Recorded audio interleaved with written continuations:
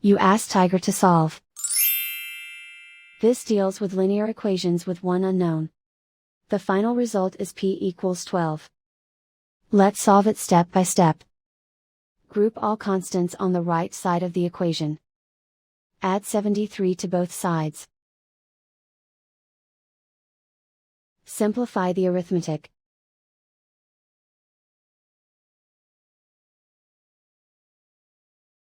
Isolate the y. Divide both sides by 7. Simplify the fraction. Find the greatest common factor of the numerator and denominator. Factor out and cancel the greatest common factor. And so the final result is p equals 12.